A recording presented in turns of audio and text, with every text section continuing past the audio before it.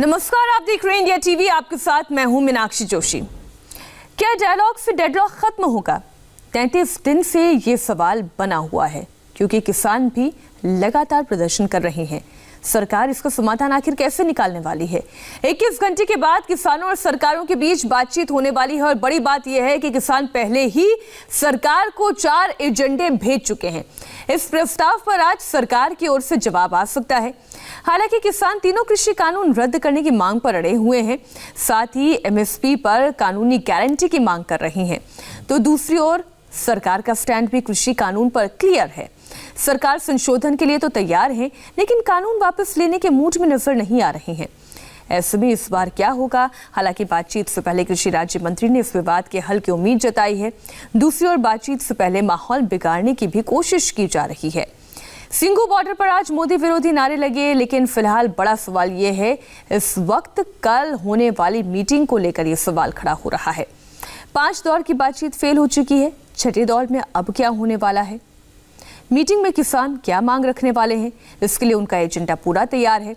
बात बनी तो फिर क्या होगा, और अगर बात नहीं बनी तो फिर क्या एक्शन लिया जाएगा?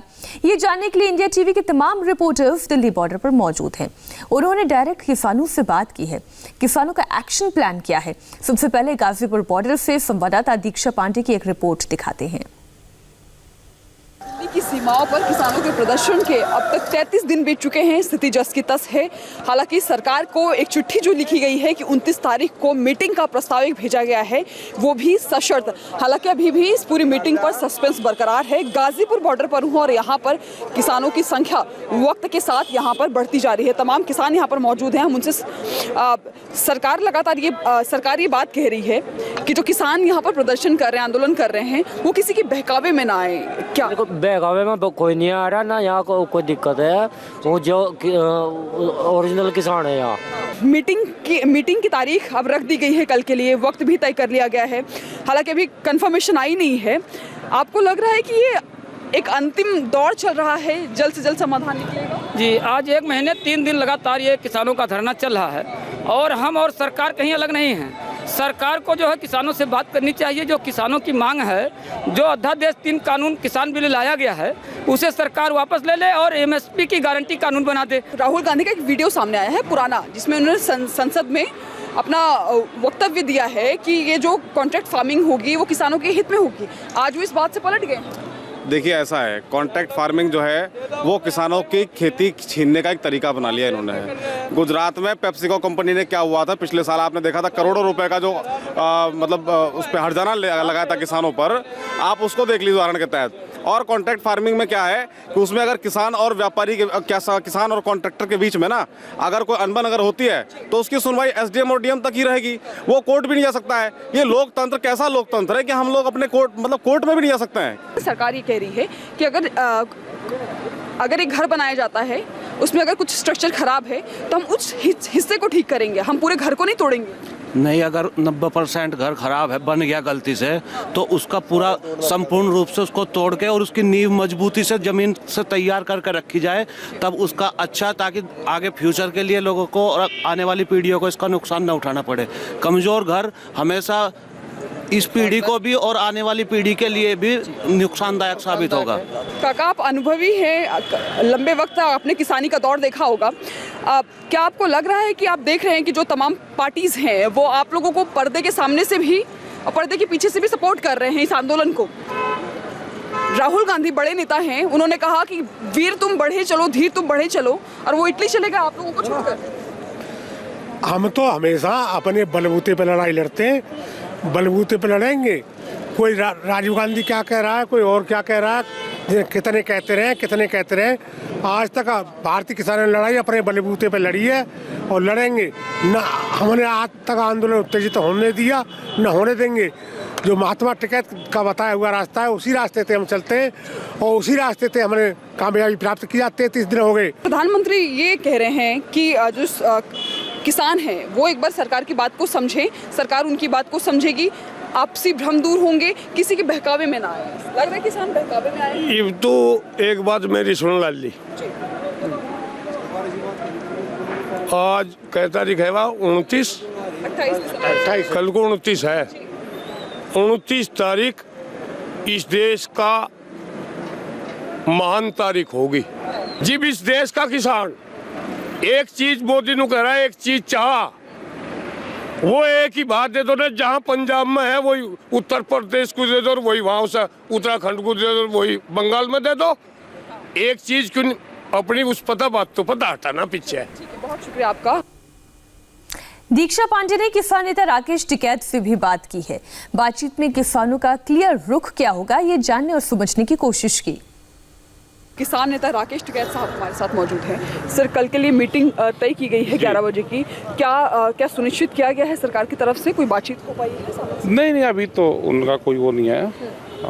आज साथ देंगे वे, मीटिंग करेंगे या नहीं करेंगे। किसानों ने अपना प्रपोजल दिया है इनको, ये हमारे एजेंडे हैं, ये तारीख है, ये डेट है, टाइम है, ये है। ये प्रपोजल जो भेजा है उसके साथ आपने सशर्त ये प्रपोजल है, क्या क्या शर्तें आपने उसमें डाली, एक बार बताइए। नहीं, शर्तें थोड़ा हैं। एक तो बिल वापसी का है कि हम इस बिंदु पर बात करेंगे कि हमको बिल वापसी चाहिए, ये इशू होगा। दूसरा होगा कि जो स्वामीनाथन कमेटी की रिपोर्ट है उसको लागू करें, ये हमारा एक बड़ा इशू होगा। बिजली बिल है वो अमेंडमेंट वाला, उसको वापसी ले, ये है। तो ये 4-5 चीज़ें हैं हमारा। एक ये एनजीटी का कानून है, उसका है। सर, बहुत सारी पार्टियां हैं जो इस मसले पर आप लोगों को सपोर्ट कर रही, चाहे वो पर्दे के पीछे से हो या फिर पर्दे के सामने से। हम देख रहे हैं कांग्रेस बहुत खुलकर सामने आ रही है और लगातार ये कह रही है कि किसान सर्दी में जो है प्रदर्शन कर रहे हैं, आंदोलन कर रहे हैं। राहुल गांधी लगातार इसकी बात कर रहे हैं, वो तो खुद आप लोगों को छोड़कर वो चले गए विदेश, इटली। राहुल गांधी, हाँ, तो जब लड़ाई का टाइम हो गए वो तो छोड़ के चले जा, पहले भी। हाँ, लड़ाई में तो चले जा, घूमने चले जा। नया साल है तो घूमे हमें। हाँ। ये उम्मीद जताई जा रही है कि नए साल से पहले ये पूरा मसला जो है उसका समाधान हो जाए। आपको लग रहा है कि इसका हल निकलने वाला है, नजदीक है समाधान?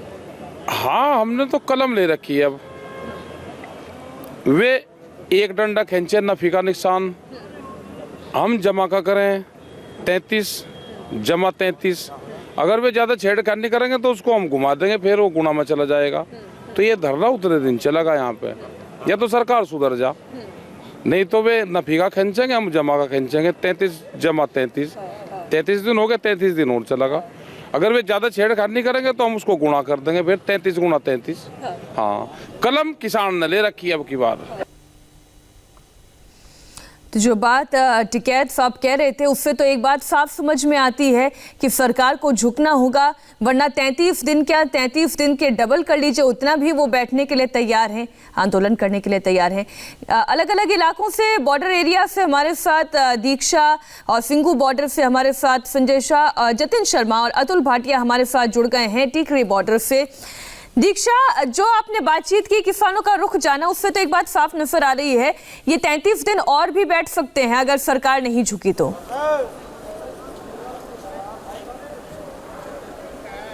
बिल्कुल मीनाक्षी, देखिए जितने भी सीमाओं पर यहाँ पर जितने भी किसान संगठन प्रदर्शन कर रहे हैं उनका कुछ एक ऐसा हिस्सा, एक ऐसा तबका है जो कि बातचीत की टेबल तक आने के लिए हमेशा तैयार है।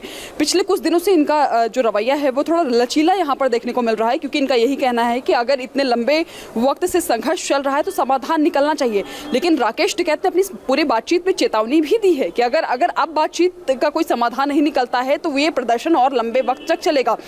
मीनाक्षी, यहाँ पर 2 हिस्सों में प्रदर्शन चलता है, एक हाईवे के ऊपर चलता है गाजीपुर बॉर्डर पर, यानी NH9 के ऊपर, और एक NH9 के नीचे। दोनों जगह यहाँ पर जो किसानों की संख्या है वो बराबर यहाँ पर बनी रहती है। हालांकि जो पिछले 3 दिनों में यहाँ पर किसानों की संख्या, या फिर यूं कह ले समर्थकों की जो संख्या दिखी थी, वो आज यहाँ पर फिलहाल कम नजर आ रही है। बीते दिन छुट्टियों का माहौल था, इस वजह से भी यहाँ पर काफी ज्यादा भीड़ नजर आई। देखिए, संख्या कम और ज्यादा हो सकती है, लेकिन रवैया जस का तस बना हुआ है। अतुल भाटिया, आप जहाँ पर मौजूद है टिकरी बॉर्डर पर, वहाँ किसानों का क्या कहना है? देखिए मीनाक्षी, टीकरी बॉर्डर पर किसानों को जो इंतजार है वो कल सरकार और जो किसान नेता है उनके बीच बातचीत का सबको इंतजार है कि आखिर क्या नतीजा निकलकर सामने आता है। लेकिन ज्यादातर किसान नेता जिनसे हमारी बात हुई उनका कहना यह है कि संभावनाएं और उम्मीद वो काफी कम है, क्योंकि जिस तरीके से सरकार लगातार संशोधन की बात तो कह रही है लेकिन कृषि कानून वापस लेने की बात नहीं कर रही है, वहीं जो किसान है वो लगातार इस बात पर अड़े हुए हैं कि तीनों जो कृषि कानून है उनको वापस लिया जाए, उसके बाद ही किसान वापस जाएंगे। तो देखने वाली बात ये होगी मीनाक्षी कि आखिर कल जब सरकार के प्रतिनिधियों के साथ बातचीत होती है किसान नेताओं की, उसके बाद क्या नतीजा निकलकर सामने आता है, उसके बाद फिर किसान नेता मीटिंग करेंगे, क्या फैसला लेते हैं, ये देखने वाली बात होगी। जतिन, क्या इस वक्त सिंघू बॉर्डर पर भी किसानों की संख्या बढ़ रही है या उतनी ही है?